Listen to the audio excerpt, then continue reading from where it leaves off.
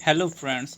आज से हम लोग स्पेक्ट्रम में का मॉडर्न हिस्ट्री कंप्लीट करने जा रहे हैं। इसका पहला चैप्टर है भारत में यूरोपीय कंपनी का आगमन। तो शुरू करते हैं बिना किसी देरी के। चलिए देखते हैं। यूरोप में 15वीं शताब्दी से लेकर 19वीं शताब्दी के मध्य तक आशातीत आर्थिक रूपांतरण हुआ।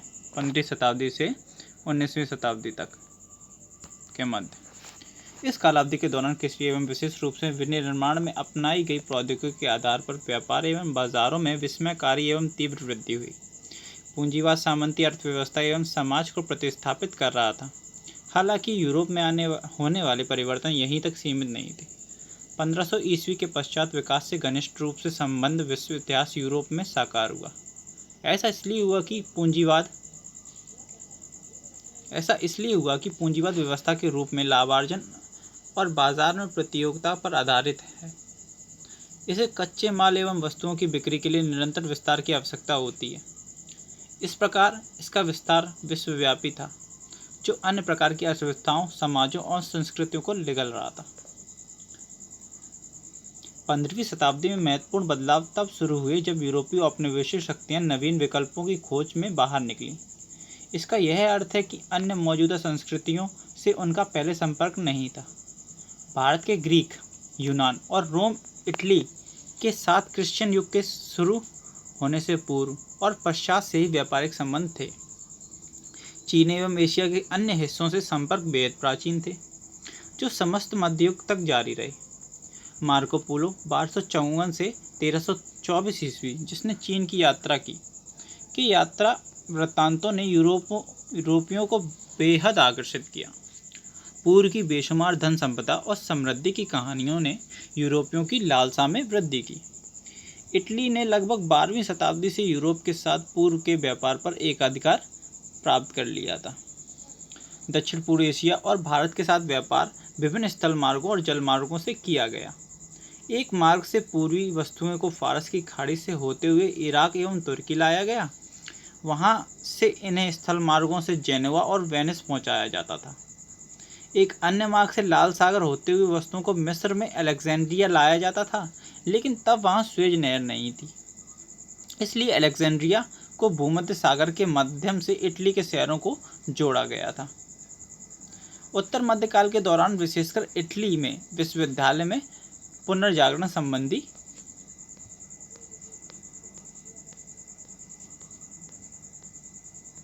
विचारों का प्रस्फुटन हुआ और 16वीं शताब्दी के दौरान साहित्य और कलाओं में इसकी स्पष्ट अभिव्यक्ति हुई।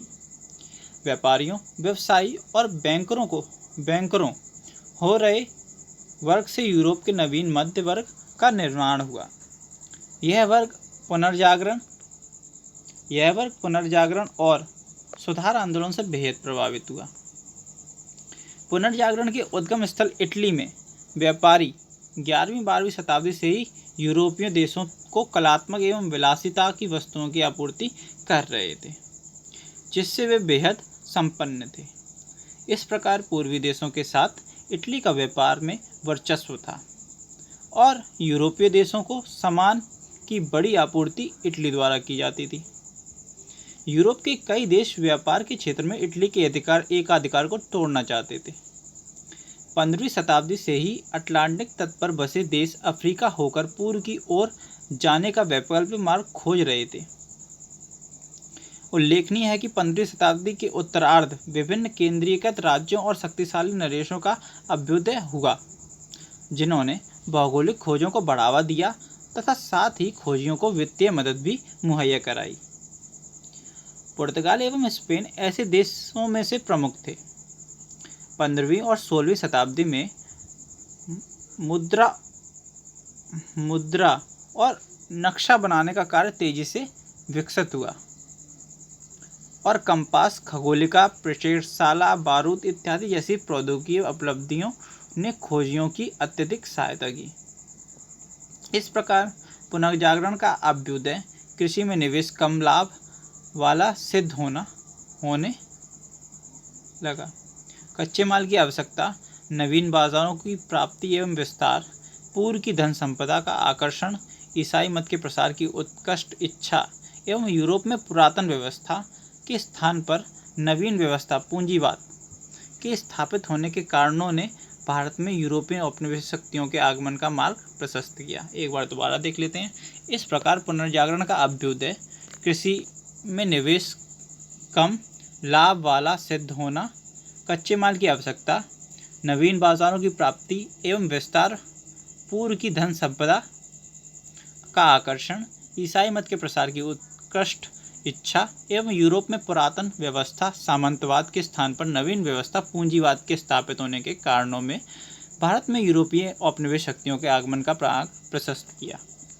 अब देखते हैं पुर्तगालियों का आगमन। भारत के लिए समुद्री मार्ग की खोज एवं पुर्तगालियों का आगमन। यद्यपि 15वीं शताब्दी में भारत में वास्को ड गामा के आगमन से कई शताब्दी पूर्व यूरोपीय यात्री आते रहे थे, लेकिन केप ऑफ गुड होप होकर जब वास्को ड गामा 17 मई 1498 को कालीकट पहुंचा तो इसने भारतीय इतिहास की दिशा को गहरे रूप से प्रभावित किया। पश्चिम में अमेरिका के विपरीत पूर्व में यूरोपीय शक्तियां सीधे औपनिवेशीकरण से शुरुआत नहीं कर सकीं। ऐसा करने में उन्हें कुछ समय लगा, लेकिन अपनी विकसित समुद्री शक्ति, तकनीक एवं अस्त्र बारूद इत्यादि के कारण उन्होंने तीव्रता से समुद्री शक्ति के रूप में स्वयं को स्थापित कर लिया और समुद्री व्यापार पर अपना एकाधिकार स्थापित कर दिया। अब देखते हैं पुर्तगालियों का मंतव्य, उनकी सोच। पुर्तगालियों का स्पष्ट मंतव्य था कि वे व्यवसाय करने भारत आए थे, लेकिन उनका छुपा हुआ एजेंडा था ईसाई मत का प्रचार कर भारतीयों को ईसाईयत में परिवर्तित करना और अपने प्रतिद्वंद्वियों विशेष रूप से अरब को बाहर खदेड़कर व्यापक रूप से मुनाफे वाले पूर्वी व्यापार पर एकाधिकार कायम करना। उस समय तक हिंद महासागर के व्यापार पर अरब व्यापारियों का एकाधिकार था। आगामी 15 वर्षों में पुर्तगालियों ने अरब नौपोतों को पूरी तरह नष्ट कर दिया। उन्होंने उनके जहाज़ों को लूटा, उन पर आक्रमण किया, जहाजियों को लूटा और अन्य दमनात्मक कार्रवाइयाँ की। पुर्तगालियों की सुदृढ़ स्थिति के परिप्रेक्ष्य में पुर्तगाल के शासक मैनुअल प्रथम ने 1501 में अरब, फारस और भारत के साथ व्यापार का स्वयं को मालिक घोषित कर दिया। 1501 में पुर्तगाल के शासक मैनुअल प्रथम ने अरब, फारस और भारत के साथ व्यापार का स्वयं को मालिक घोषित कर दिया। पुर्तगालियों के आगमन के समय भारत की स्थिति।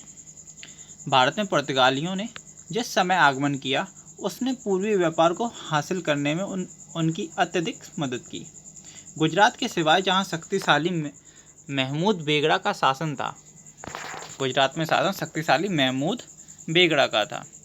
समस्त उत्तर भारत कई छोटी छोटी शक्तियों के बीच विभाजित था। दक्कन में बहमनी साम्राज्य छोटे छोटे राज्यों में बिखर गया। कोई भी शक्ति ऐसी नहीं थी जिसके पास नौसैनिक शक्ति हो, और ना ही उन्होंने अपनी नौसैनिक शक्ति को विकसित करने के बारे में सोचा। सुदूर पूर्व में चीनी शासक की शासकीय डिक्री मात्र चीनी जहाज़ों की नौवहनीय पहुंच तक सीमित थी। जहां तक अरब व्यापारियों और जहाज़ों के मालिकों का संबंध था, जिन्होंने पुर्तगालियों के आने से पूर्व तक हिंद महासागर व्यापार पर वर्चस्व कायम किया हुआ था, वे पुर्तगाली संगठन एवं एकता से बराबरी नहीं कर सके। अब देखते हैं भारत आगमन के अभिप्रेरण। वास्तव में 15वीं शताब्दी से पुर्तगाली वेनिस इटली का ही एक राज्य था। वेनिस की समृद्धि से ईर्ष्या करने लगे और उनके लाभदायी व्यापार में हिस्सा प्राप्त करने के हर संभव प्रयास करने लगे। वास्तव में 15वीं शताब्दी में पुर्तगाली वेनिस की समृद्धि से ईर्ष्या करने लगे और उनके लाभदायी व्यापार में हिस्सा प्राप्त करने के हर संभव प्रयास करने लगे। जैसा कि अरब ने मिस्र एवं पर्शिया पर 7वीं शताब्दी में विजय प्राप्त कर ली, तो यूरोप एवं भारत के मध्य सीधे संचार या संपर्क के मार्ग बंद कर दिए गए। अरब ने मिस्र एवं पर्शिया पर 7वीं शताब्दी में विजय प्राप्त कर ली, तो यूरोप एवं भारत के मध्य सीधे संचार या संपर्क के मार्ग बंद हो गए। पूर्व से वस्तुएं यूरोपीय बाजारों में मुस्लिम मध्यवर्तियों के माध्यम से पहुंचने लगी। वेनिस ने प्राचीन समय से इस व्यापार पर एकाधिकार बनाए रखा और परिणाम स्वरूप वे अपना धन संपदा, बेपनाह धन संपदा एवं प्रभाव अर्जित किया। राजकुमार हेनरी पुर्तगाल का नाविक ने अपना पूरा जीवन भारत को जाने वाले समुद्री मार्ग की खोज में समर्पित कर दिया। 1487 ईस्वी में बार्थोलोमेओ डियाज नामक एक पुर्तगाली अफ्रीका के दक्षिणी सिरे तक पहुंच गया और इस जगह को केप ऑफ गुड होप कहा गया। यद्यपि वह 1488 में लिस्बन लौट आया और इसके लगभग 10 वर्ष के अंतराल पर 1498 में वास्को ड गामा भारत पहुंचा। वास्को ड गामा की लिस्बन में विजयी वापसी पर पुर्तगाल के सम्राट ने पेड्रो अल्वारेस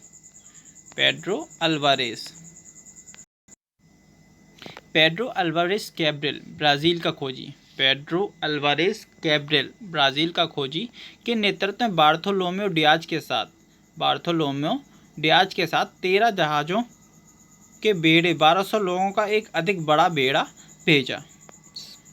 13 जहाज़ों के साथ 1200 लोगों का एक अधिक बेड़ा भेजा, लेकिन कैब्रल को कालीकट में जमोरिन को परास्त करने के लिए अरबों से युद्ध करना पड़ा।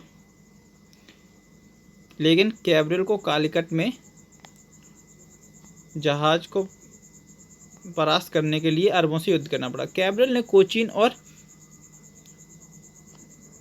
कालीकट में व्यापार सुरक्षित करने हेतु कालीकट छोड़ दिया। कैब्रल ने कोचीन और केरल में व्यापार सुरक्षित करने हेतु कालीकट छोड़ दिया। वह काफ़ी बड़े मुनाफे के साथ लिस्बन लौटा। पुर्तगाली एवं जमोरिन वास्को ड गामा अक्टूबर 1502 में कालीकट और व्यापार एवं विजय हेतु उसके नेतृत्व में एक बड़ा सुसज्जित बेड़ा भेजा गया। जमोरिन से उसके संबंध मित्रतापूर्ण नहीं थे। पूर्वी समुद्र में विशिष्ट वाणिज्यिक प्रभुता करने की अपनी महत्वाकांक्षाओं के चलते पुर्तगालियों ने अन्य देशों, विशेष रूप से अंग्रेज व्यापारियों को व्यापार के लाभों से वंचित करना शुरू कर दिया और यहाँ तक कि उनका उत्पीड़न किया। अरब पुर्तगाली एशिया के महत्वपूर्ण व्यापारिक स्थलों या अड्डों फितोरिया पर कब्जा स्थापित करके अपनी नौसेना की वर्चस्वता को कायम रखना चाहते थे और उसे विकास करने के लिए कटिबद्ध थे। फिलोरिया ऐसे व्यापारिक स्थल या अड्डे होते जहां से नौसैनिक बेड़ों को सहायता प्रदान की जाती थी। पुर्तगालियों ने अपनी पार समुद्री विस्तार के लिए विशेष रूप से अफ्रीका तट पर इसी प्रकार के अड्डों का इस्तेमाल किया। कुछ ही दिनों में उन्हें आभास हुआ कि भारत में इन अड्डों पर कब्जा करना आसान नहीं होगा और इसके लिए उन्हें संघर्ष करना पड़ा। कालीकट का हिंदू शासक जमोरिन हालांकि पुर्तगालियों की मंशा से चिंतित न था। जब जमोरिन ने अपने बंदरगाह से मुसलमानी व्यापारियों को हटाने से मना कर दिया तब पुर्तगालियों ने वहां गोलाबारी की। तत्पश्चात पुर्तगालियों ने बेहद चतुराई पूर्वक कोचीन और कालीकट की शत्रुता का लाभ उठाया एवं कोचीन के राजा को मालाबार क्षेत्र में पहला किला बनाया।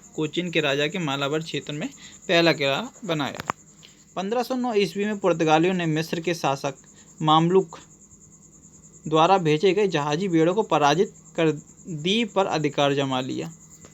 उन्होंने 1510 में गोवा पर अधिकार कर दिया और उसे अपने प्रशासक केंद्र बनाया। स्पेनिश सम्राट चार्ल्स पंचम द्वारा हिंद महासागर में अपने हितों को छोड़ने और सुदूर पूर्व में फिलीपींस तक अपने को सीमित रखने की घोषणा के पश्चात पुर्तगाली पूर्वी समुद्री क्षेत्र के एक छत्र बादशाह हो गए और जिसे एस्तादो द इंडिया के नाम से जाना गया। भारत में पुर्तगाली साम्राज्य का सूत्रपात। पुर्तगाली भारत में एक नया इतिहास वर्ष 1505 में प्रारंभ हुआ जब पुर्तगाल के सम्राट ने 3 वर्षों के लिए भारत में एक गवर्नर नियुक्त किया और उसे पुर्तगाली हितों की रक्षा हेतु पर्याप्त सुविधा एवं बल प्रदान किया गया। फ्रांसिस्को डी अल्मीड़ा नवनियुक्त गवर्नर को भारत में पुर्तगाली स्थिति को सुदृढ़ करने को कहा गया और अदन, आरमुज और मलिक्का को जब्त करके मुस्लिम व्यापार बर्बाद करने का निर्देश दिया गया। उसे अंजादिवा, कोचीन, किन्नौर और किलवा में किलेबंदी करने की भी सलाह दी गई। वेनिस के घटते व्यापार पर नज़र रखते हुए जिनका आकर्षक व्यापार पुर्तगाली हस्तक्षेप के कारण खतरे में था, मिस्र ने पुर्तगालियों को रोकने के लिए लाल सागर में अपनी चौकसी बढ़ा दी। फ्रांसिस्को दी अल्मेडा, जिसे उत्तरी अफ्रीका में मूर से युद्ध करना पड़ा, जल्द ही इस चुनौती से उभर गया। हालांकि 1507 में पुर्तगाली स्क्वाड्रन को मिस्र की और गुजराती नौसेना ने संयुक्त रूप से द्वीप से हटाकर समुद्री युद्ध में हरा दिया और अल्मीडा का पुत्र मारा गया। अगले वर्ष अल्मीडा ने दोनों की नौसेना को पूरी तरह ध्वस्त करके हार का बदला ले लिया। विस्तार की रणनीति। अल्फांसो दी अल्बुकर्क, जिसने भारत में पुर्तगाली गवर्नर के रूप में अल्मेडा का स्थान लिया, के पास अधिक बड़ी एवं व्यापक रणनीति थी। वह पूरब में अपनी मृत्यु से पहले पुर्तगाली साम्राज्य की स्थापना का कार्य पूरा कर लेना चाहता था। उसने पुर्तगाल के लिए हिंद महासागर के राजनीतिक नियंत्रण हेतु समुद्र के सभी प्रवेश द्वारों पर अपने बेस स्थापित किए। भारत में पुर्तगाली सत्ता की स्थापना में निर्णायक भूमिका द्वितीय गवर्नर अल्फांसो डी अल्बुकर्क की रही। अल्बुकर्क स्क्वाड्रन कमांडर के रूप में 1503 में भारत आया था। 1509 ईस्वी में उसे वायसराय नियुक्त किया गया और 1515 ईस्वी तक उसने भारत में पुर्तगाली सत्ता की स्थापना में विशेष भूमिका निभाई। उसने 1510 में बीजापुर से गोवा छीनकर ठोस शुरुआत की। गोवा एक प्राकृतिक बंदरगाह था और एक सामरिक स्थल भी था। यहाँ से पुर्तगाली मालाबार व्यापार पर नियंत्रण करते थे एवं दक्षिण के राजाओं की नीति का निरीक्षण भी। इस आधार पर पुर्तगाली गोवा के सामने की मुख्य भूमि दमन, राजौरी और दाभोल के बंदरगाहों पर कब्जा जमाने में सफल रहे। अल्बुकर्क ने हिंदू महिलाओं के साथ विवाह की नीति अपनाई। 1515 ईस्वी में ही मलक्का और कुर्मुस ईरान पर पुर्तगाली आधिपत्य कायम हो गया। मलक्का और कुर्मुस ईरान में पुर्तगाली आधिपत्य कायम हो गया। अल्बुकर्क के समय पुर्तगाली भारत में एक मजबूत नौसैनिक शक्ति के रूप में स्थापित हो चुके थे। गोवा पर कब्जा। 1510 में अल्बुकर्क ने गोवा पर आसानी से कब्जा कर लिया, जो बीजापुर के सुल्तान का प्रमुख पत्तन था। यह अलेक्जेंडर के बाद पहला भारतीय क्षेत्र था जो यूरोप के अधीन आया था। मलक्का पर 1511 में ही पुर्तगाली प्रभुत्व कायम हो चुका था। लाल सागर के मुहाने पर स्थित सोकोत्रा द्वीप, सुमात्रा के सचिन दुर्ग, श्रीलंका में के कोलंबो इत्यादि में नए किले स्थापित किए गए। जावा, थाईलैंड, पेगु इत्यादि में भी संपर्क स्थापित किए गए। 1518 ईस्वी में पुर्तगालियों ने चीन के संचाओ द्वीप पर बस्ती बसानी शुरू की। पुर्तगालियों ने पश्चिमी भारत के विभिन्न क्षेत्रों पर अपना आधिपत्य स्थापित किया। 1531 में चावल, 1532 में द्वीप, 1564 में सालसेट और बेसिन, 1500 में क्रेगानोर और मैंगलोर, होनावार, भटकल, कैन्नौर, क्वालिन, बारवार इत्यादि क्षेत्रों पर अपना कब्जा जमाकर इनमें से कुछ क्षेत्रों में अपने कारखाने खोले। उन्होंने कारखानों का दुर्गीकरण आरंभ कर दिया। कारखानों का सर्वोच्च अधिकारी पुर्तगाली सम्राट द्वारा नियुक्त होता था। 1531 में चावल, 1532 में द्वीप, 1564 में सालसेट और बेसिन। पुर्तगाली का व्यापार पर प्रतिबंध। पुर्तगालियों ने पूर्वी तट के साथ सीधा संपर्क स्थापित करने का प्रयास किया। कोरोमंडल तट पर स्थित मसूलीपट्टनम, पुलिकट इत्यादि शहरों से वे वस्त्रादि वस्तुएं इकट्ठा करते थे। मलक्का, मनीला इत्यादि पूर्वी एशिया क्षेत्रों से व्यापार करने के लिए नागपट्टनम पुर्तगालियों का एक प्रमुख बंदरगाह था। नागपट्टनम के उत्तर में स्थित सैनथोम मेलपुर में पुर्तगाली की बस्ती थी। सैनथोम मेलपुर। बंगाल के शासक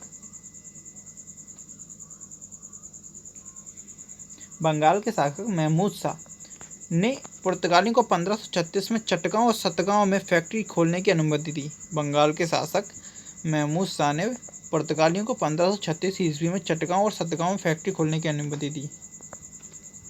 अकबर की अनुमति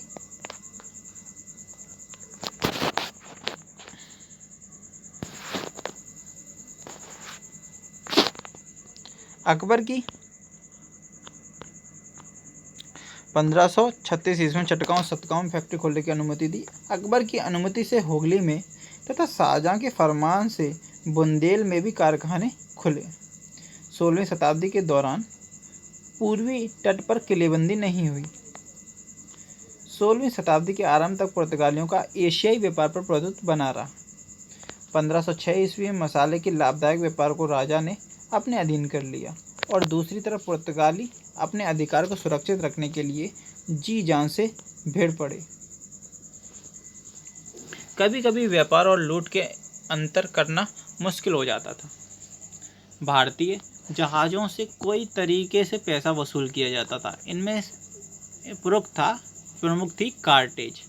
भारतीय जहाज़ों से कई तरीके से पैसा वसूल किया जाता है। इनमें प्रमुख था कार्टेज व्यवस्था। इस व्यवस्था के तहत भारतीय जहाज़ों के कप्तानों को गोवा की वायसराय से लाइसेंस या लीज लेना पड़ता था, जिससे पुर्तगाल भारतीय जहाज़ों पर हमला नहीं करते थे, अन्यथा उसे लूट लेते थे।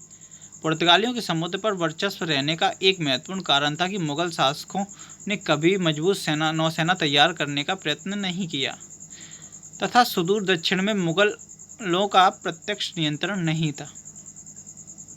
पुर्तगालियों के पास ऐसी कोई वस्तु नहीं थी जिससे वस्तु विनिमय द्वारा व्यापार हो, इसलिए पूर्व की वस्तुओं के लिए वे पश्चिम से सोना, चांदी और अन्य बहुमूल्य रत्न लाया करते थे।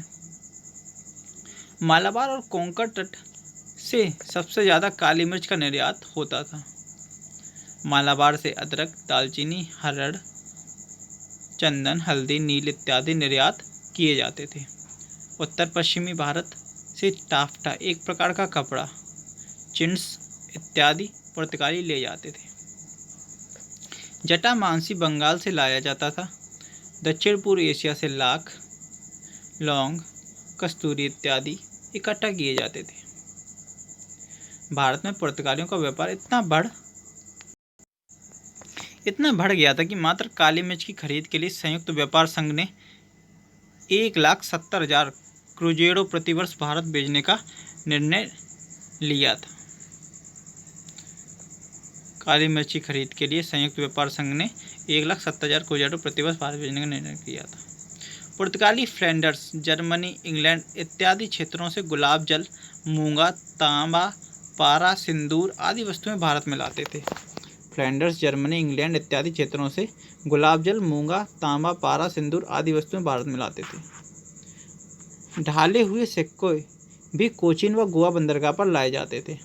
इस प्रकार पुर्तगालियों ने न केवल मसाले के व्यापार से लाभ अर्जित किया, अपितु विभिन्न एशियाई देशों के बीच सामान लाने और ले जाने के कार्य से भी लाभ कमाया। भारत में पुर्तगाली प्रशासन का मुखिया वायसराय था, जो 3 वर्षों तक अपने सचिव के साथ कार्य करता था और बाद के वर्षों में एक परिषद के साथ कार्य करता था। गिरिजा संबंधी प्राधिकरण के साथ मतभेद एवं संघर्ष के चलते उसकी शक्तियों का ह्रास हुआ। इसके अतिरिक्त बेडोर द फेजेंडा का महत्व बढ़ गया, जो राजस्व तथा कार्गो एवं नौसैनिक बेड़ा भेजने के लिए जिम्मेदार था। अफ्रीका से लेकर चीन तक के किले कैप्टन के नियंत्रणाधीन थे, जिसकी शक्तियों में संचार की कठिनाइयों ने वृद्धि की। संभवतः पुर्तगाल और गोवा से नियंत्रण के अभाव ने सत्यनिष्ठ एवं पारदर्शी प्रशासन के लिए निरंतर खतरा बनाए रखा। वायसराय नीनो दी कानो। भारत में नीनो दी कानो का वायसराय काल, जिसने नवंबर 1529 में कार्यभार संभाला, भी कुछ हद तक महत्वपूर्ण है। 1 वर्ष के पश्चात वह भारत में पुर्तगाली सरकार के मुख्यालय को कोचीन से गोवा ले गया। गुजरात के बहादुर शाह ने मुगल शासक हुमायूं से अपने संघर्ष के दौरान पुर्तगालियों को 1534 में बेसिन द्वीप सौंपकर उनसे मदद ली। उसने उन्हें द्वीप में बेस प्रदान करने का भी वादा किया। नीनो दी कानो ने अपने मुख्यालय के तौर पर हुगली के साथ कई पुर्तगाली नागरिकों को बसाकर बंगाल में पुर्तगाली प्रभाव में वृद्धि करने का भी प्रयास किया। गुजरात के बहादुर शाह के साथ पुर्तगालियों के संबंध। बहादुर के पुर्तगालियों के साथ संबंध उस समय बिगड़ गए जब 1536 में हुमायूं गुजरात से चला गया, क्योंकि शहर के निवासियों ने पुर्तगालियों से लड़ना शुरू कर दिया था। बहादुर शाह विभाजन की एक दीवार खड़ी करना चाहते थे। इसका विरोध करते हुए पुर्तगालियों ने आपसी बातचीत शुरू की। वार्ता की एक प्रक्रिया के दौरान बहादुर को एक पुर्तगाली जहाज में बुलाया गया और मार दिया गया। पुर्तगालियों की धार्मिक नीति एवं इसके निहितार्थ। उत्तरी अफ्रीका में मूर पुर्तगालियों के बड़े शत्रु थे। उत्तरी अफ्रीका में मूर पुर्तगाली के बड़े शत्रु थे। पूरब में आकर पुर्तगालियों ने मूर के साथ मिलकर उसी उत्साह और ईर्ष्या के साथ सभी मुसलमानों का उत्पीड़न किया। हालांकि भारत में वाणिज्यिक हित धीरे धीरे प्रधान हो गए और पुर्तगालियों की मंशा सदैव मिली जुली रही। इसलिए यद्यपि पुर्तगाली सम्राट को भारत में सभी गिरजाघरों और मिशनों का संरक्षक बनाया गया, लेकिन ऐसा 1542 में जेसुइट ईसा मसीह के रोमन कैथोलिक समाज का सदस्य के भारत आगमन के पश्चात हुआ।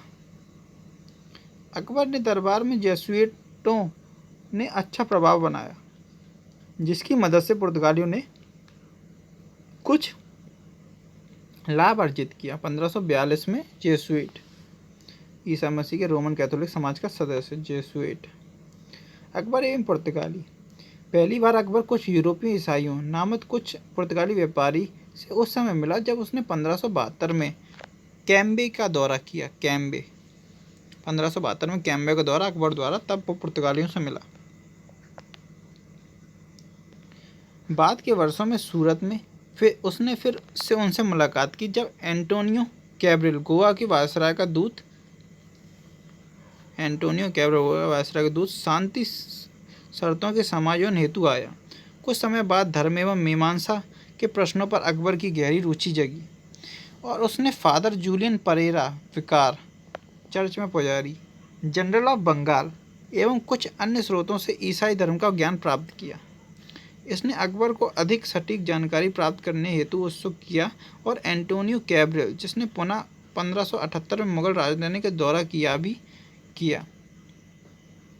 भी उसके सभी प्रश्नों के संतुष्ट उत्तर नहीं दे पाया। अकबर ने तब गोवा से धर्म मीमांसक बुलाने का निर्णय लिया जो उसकी शंकाओं का समाधान करने की स्थिति में हो और उसकी उत्कृष्ट जिज्ञासा को शांत करे। इसके लिए अकबर ने सितंबर 1579 में गोवा के अधिकारियों को पत्र भेजकर 2 विद्वान पादरी भेजने का निवेदन किया। गोवा में चर्च के प्राधिकारियों ने उत्सुकतापूर्ण इस निमंत्रण को स्वीकार कर लिया, क्योंकि वे इसे शासक को और साथ ही उसके दरबार एवं लोगों को ईसाई मत में परिवर्तित करने का अवसर के तौर पर देख रहे थे। अकबर के निवेदन पर 28 फरवरी 1580 को 2 पादरी रोड क्लोफो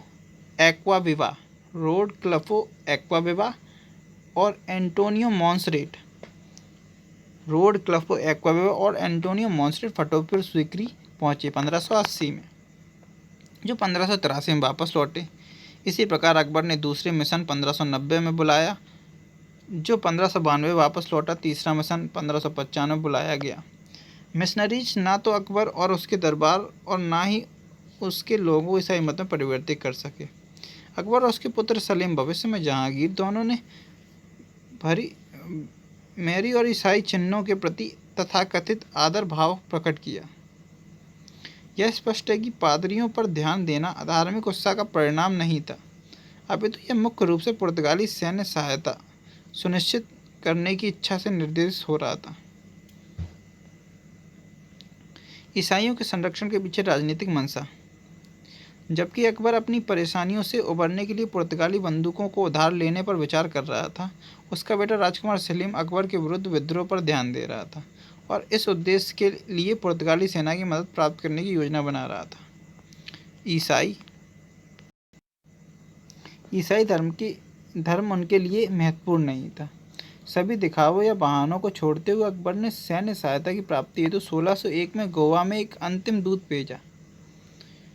पुर्तगाली प्राधिकारी ने शुरू से चलने वाले इस खेल को समझते हुए नम्रतापूर्वक मना कर दिया।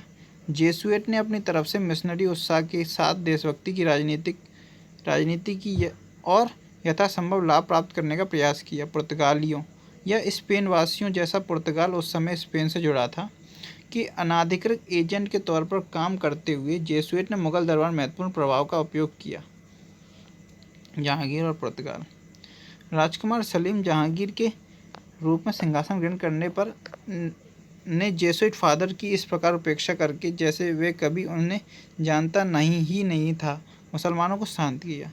धीरे धीरे हालांकि जेसुइट से उसका स्थायी अलगाव दूर हो गया और 1606 में उसने फिर से उन्हें समर्थन देना शुरू कर दिया। लाहौर में एक भव्य एवं विशाल चर्च को कोलोजियम या पादरी आवास के साथ बनाए रखने की उन्हें अनुमति दी गई। 1608 में आगरा में 20 दीक्षा स्थान बपतिस्मा आयोजित किए गए और पादरियों को पुर्तगाल जितनी ही कार्य की स्वतंत्रता दी गई। गलियां एवं सड़क मार्गों पर पूरे कैथोलिक रीति रिवाजों के साथ चर्च के जुलूसों को निकालने की अनुमति दी गई और चर्च के खर्चों और धर्मांतरी लोगों की सहायता के लिए खजाने से नगद सहायता दी गई। जहांगीर का व्यवहार इस प्रकार का था कि जेसुइट पादरी उसे ईसाई मत में लाने के प्रति आशावान हो उठे। उसने ओल्ड एवं न्यू टेस्टामेंट तथा संतों के जीवन से लिए गए धार्मिक विषयों के चित्रों के प्रति असाधारण रुचि दिखाई। आगरा में उसका सिंहासन बपतिस्मा दाता जॉन और अन्य संतों की पेंटिंग से घिरा था। यह अफवाह थी कि जहांगीर ईसाई बन गया और पादरियों के पास यह विश्वास करने के पर्याप्त कारण थे कि वे वास्तव में उसे ईसाई बनाने में सफल होंगे। अंग्रेजों की प्रति शत्रुता। मुबारक खान, जो एक अच्छा खिलाड़ी और जहांगीर का घनिष्ठ मित्र था, को जहांगीर के दूत के तौर पर पुर्तगाली वायसराय ने मिलने के लिए लंबा इंतजार करना पड़ा। जब वह अप्रैल 1608 में गोवा पहुंचा, वह अपना परिचय पत्र प्रस्तुत नहीं कर सका, जैसा कि पदस्थ वायसराय पुर्तगाली से नहीं आया था। वस्तुतः वह कभी नहीं आया और गोवा में डॉन मेडोन्सा ने 1609 में पदभार संभाला। उससे पूर्व सन 1608 में कैप्टन विलियम हॉकिंस सूरत में आया गया। वह अपने साथ भारत में व्यापार की अनुमति हेतु इंग्लैंड के सम्राट जेम्स प्रथम का जहांगीर के नाम एक प्रार्थना पत्र लाया।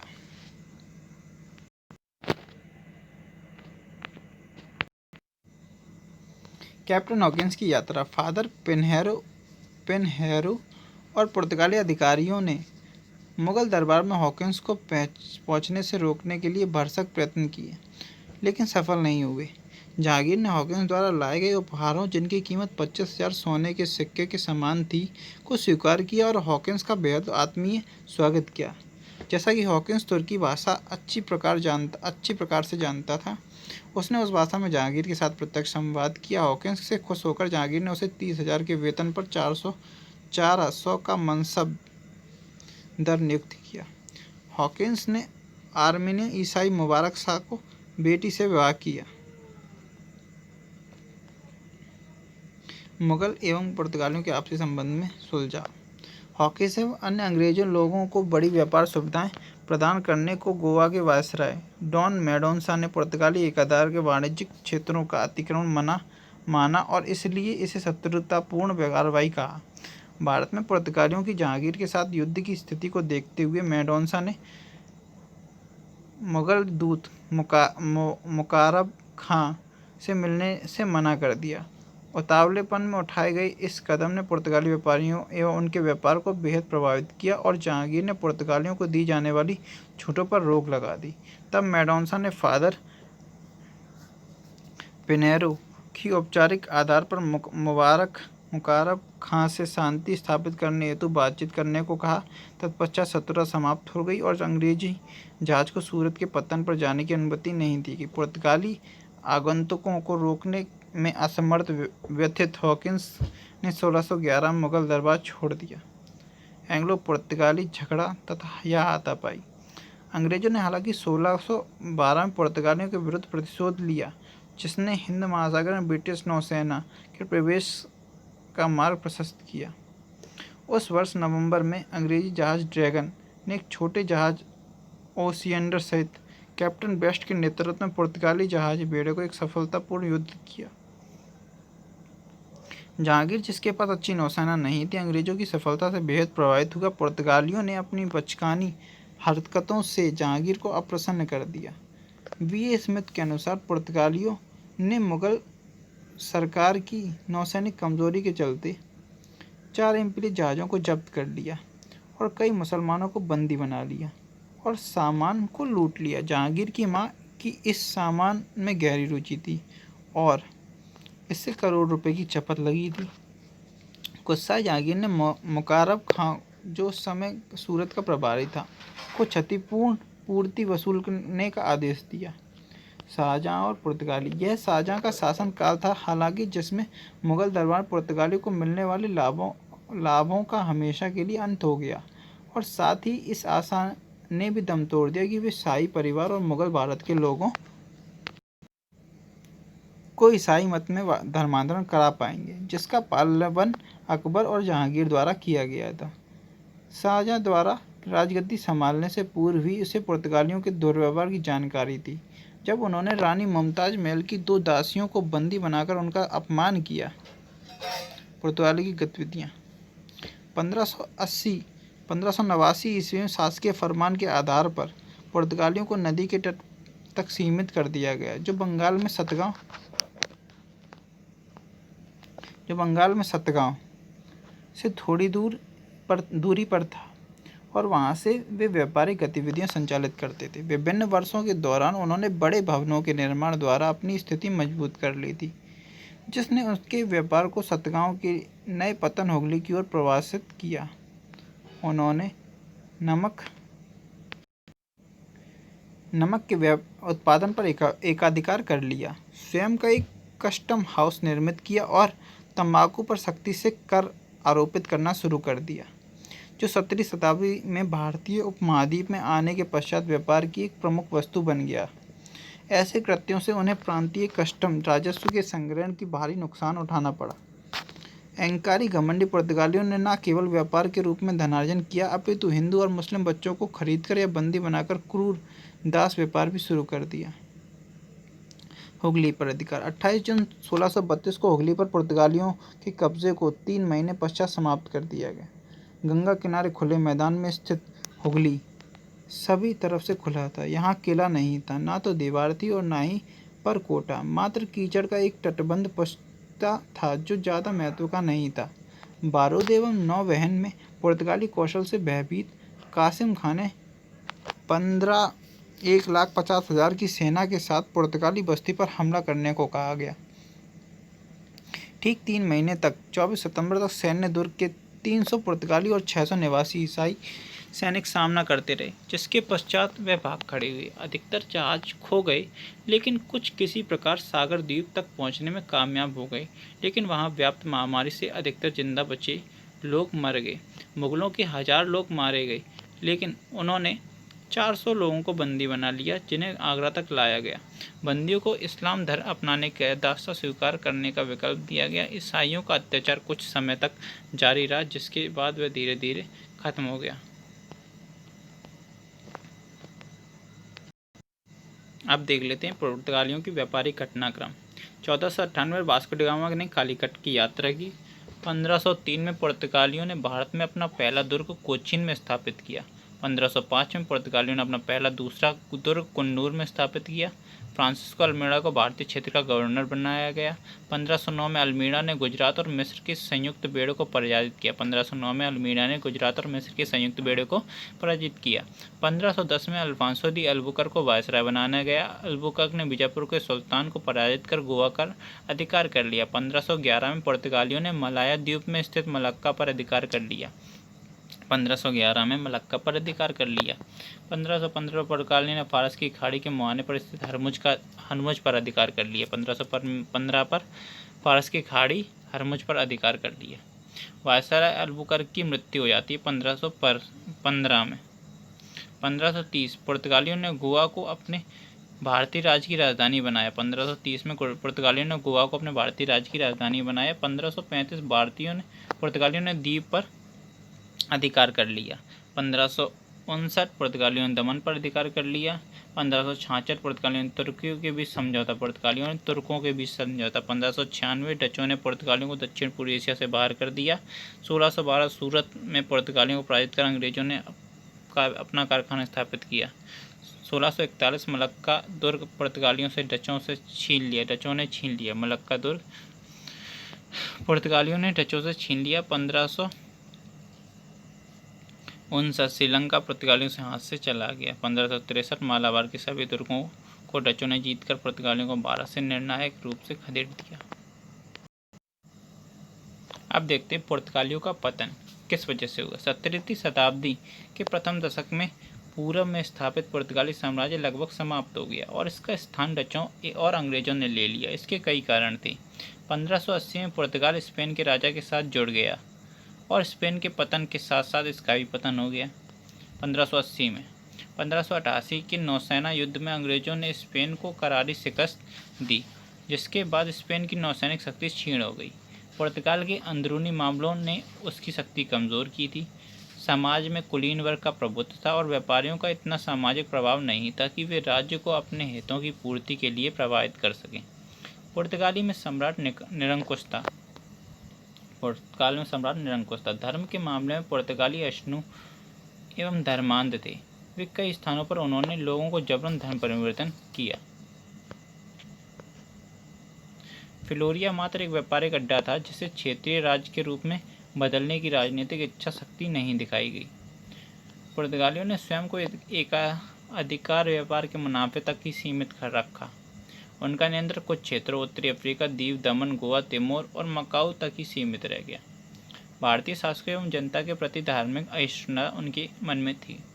उन्होंने डकैती और लूटमार को अपनी नीति का भाग बनाया। उन्हें डचों और अन्य यूरोपीय व्यापारिक शक्तियों से संघर्ष करना पड़ा। वास्तव में पुर्तगाली आर्थिक एवं राजनीतिक रूप से दूसरी पश्चिमी शक्तियों से प्रतिस्पर्धा करने में अक्षम थे।